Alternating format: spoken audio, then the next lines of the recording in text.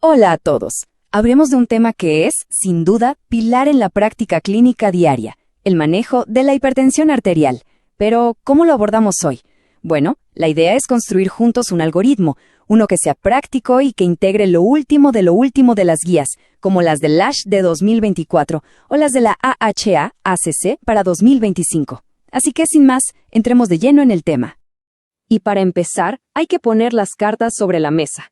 La situación en Latinoamérica es un verdadero desafío. La gran mayoría de las personas con hipertensión, o HTA, simplemente no logra controlar su presión. Y esto, créanme, no es solo un número frío, es un riesgo cardiovascular gigantesco para millones. Esto nos lleva a la pregunta del millón, ¿no?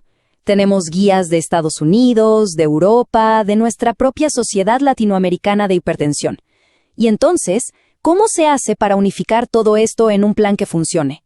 Justo eso es lo que vamos a hacer, armar un algoritmo integrado, paso a paso, para tener un norte claro. Muy bien, empecemos por el principio. Lo primero es lo primero, el diagnóstico. Parece obvio, ¿verdad?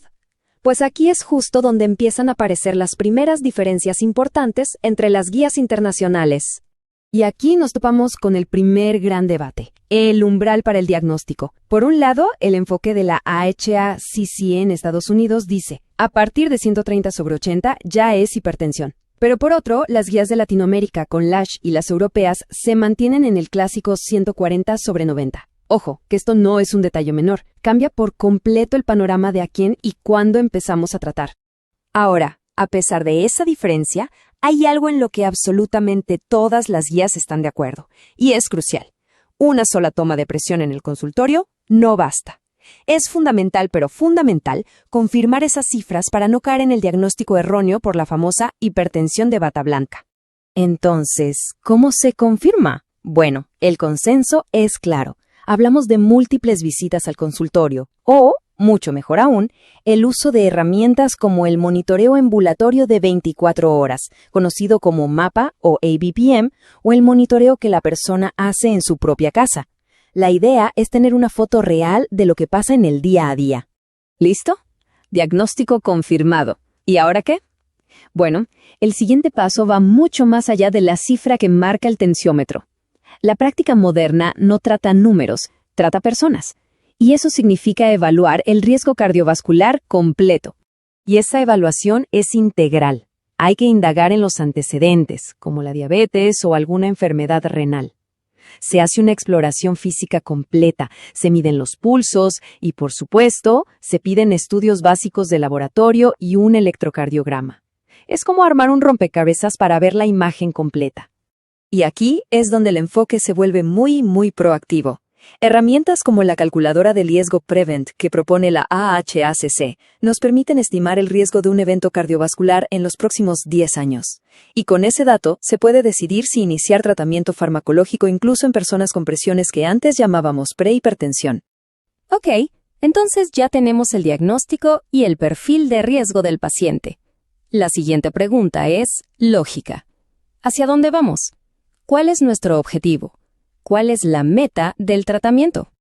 Este cuadro es oro puro, porque resume el consenso actual.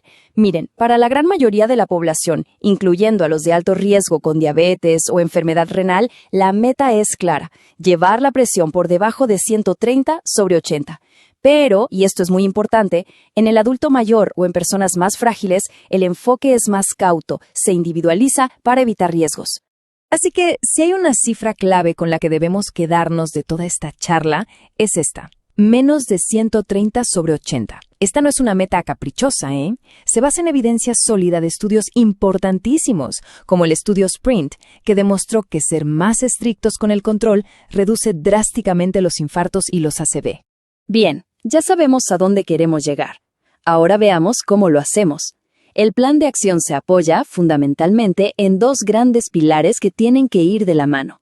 El cimiento, la base de todo es el cambio en el estilo de vida, y en esto no hay debate. Todas las guías del mundo coinciden. Dieta, ejercicio, bajarle a la sal, controlar el peso. Estas medidas son la primera línea de defensa, siempre, no son negociables. Ahora, cuando el estilo de vida no es suficiente, entra en juego la farmacología. Se suele empezar con alguno de los 3 grandes grupos de fármacos, pero aquí viene la gran novedad, el cambio de paradigma, la terapia dual. Empezar con 2 medicamentos combinados desde el inicio se está convirtiendo en el nuevo estándar de oro. Y uno podría preguntarse, ¿por qué arrancar con 2 fármacos de golpe? Suena agresivo, ¿no? Bueno, la razón es súper pragmática. La cruda realidad, sobre todo en nuestra región, es que la gran mayoría de la gente simplemente no llega a esa meta ambiciosa de menos de 130-80 con un solo medicamento. Entonces, al empezar con 2, ganamos tiempo y mejoramos los resultados. Y bueno, al juntar todas estas piezas, al integrar las recomendaciones de las distintas guías internacionales, empieza a emerger un panorama muy claro. Estamos, sin duda, ante una nueva forma de entender y tratar la hipertensión. Si tuviéramos que resumir la filosofía actual en una sola frase, sería esta. Se trata de un tratamiento que empieza antes, que usa combinaciones de fármacos de forma más decidida y, sobre todo, que se ajusta como un traje a la medida para cada persona, considerando su riesgo y sus características. Y tenemos que volver a esto, porque es la razón por la que esta conversación es tan importante. La realidad de Latinoamérica, como lo subrayan las fuentes, es dura. Que la mayoría de las pacientes siga sin alcanzar sus metas de presión nos obliga a adoptar estas nuevas estrategias con urgencia. No es una opción, es una necesidad. Así que, al final de todo este recorrido, nos queda una reflexión, una pregunta que de verdad importa.